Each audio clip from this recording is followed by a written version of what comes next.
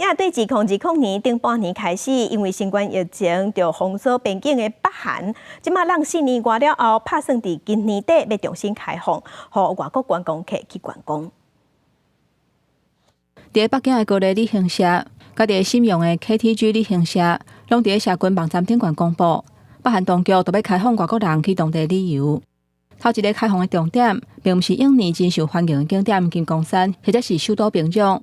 是伫靠近中国边界、属于两江道的3D 园区，当地为2017年开始，就互列做是全面改建的重点。伫疫情的期间，2021年完工，而且3D 园区嘛伫2019年升级加做3D 园区。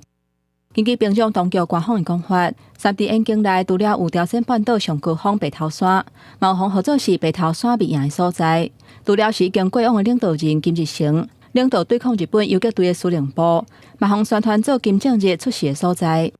承办北韩旅游超过30年的北京高丽旅行社指出，新冠疫情造成北韩对外观光旅游冻点超过4年的时间，这是前到大拢毋捌发生过的情形。